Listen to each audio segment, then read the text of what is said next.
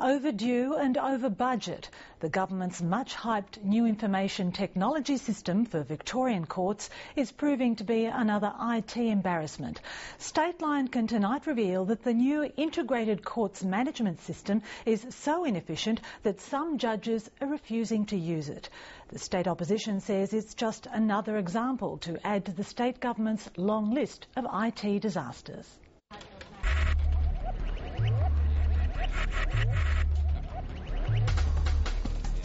Information technology is critical to the efficient day-to-day operations of all government departments, and increasingly it's becoming the modern way to collect revenue.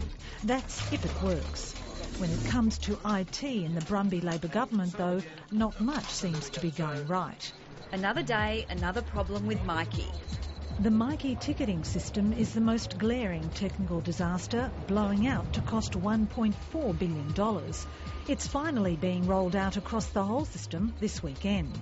Then there's the failed LEAP police data system, promised 5 years ago, now suspended because of technical problems till further notice. The Rosetta project, an electronic directory system for government departments, which the Auditor-General found to be over budget and not delivering on what was promised. There's not been sufficient oversight. There hasn't even in some cases been adequate documentation. Some of these IT projects have been recorded literally on the backs of envelopes. And in the process, hundreds of millions of dollars have been wasted or overrun. And the classic case, the classic example of IT waste under this government is the Mikey project. Now another IT disaster is unfolding, this one inside Victoria's court system.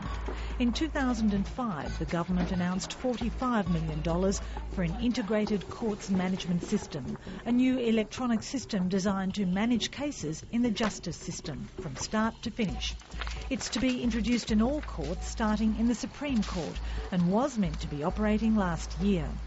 But Stateline understands the system won't even be fully functional in one court, the Supreme Court, and the new deadline will not be met. So bad is the reliability of the system that some judges simply aren't using it, reverting to pen and paper. One judge, who declined to go on record, described the system as hopelessly unreliable, the same system we had before, only slower. Stateline also understands the Supreme Court has had to put on an extra 4 staff to enter data in the system. The Justice Department is paying for the extra staff. Input of data is time-consuming and complicated. In fact, it's affecting the capacity of the court staff, particularly the associates, to do their other work. Recently retired Supreme Court Judge Tim Smith is critical of the structure the courts are forced to work under.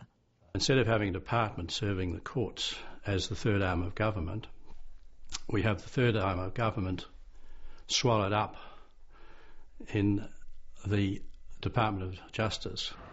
He says if there was a true separation of powers, the courts should have been the body responsible for setting up their own system. The courts should have their own standalone IT system.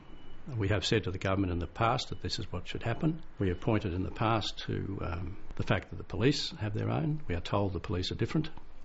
Anyone familiar with the doctrine of the separation of powers would understand that the courts are also different. Last year, the Auditor-General delivered this report to Parliament on progress of the Integrated Courts Management System, known as ICMS. He found implementation of the system was overdue and $12 million over budget, blowing out to $44 million. Stateline has spoken to a number of judges upset about implementation of the system. They're reluctant, though, to speak out publicly. Judges constantly find themselves faced with the decision of, are we going to be difficult with the department on this one or not? Because the maintenance of relationships with the department in this executive model is critical to the functioning of the courts. It's just a very bad system. Stateline made repeated requests to the Department of Justice for an update on the ICMS, but so far there's been no response.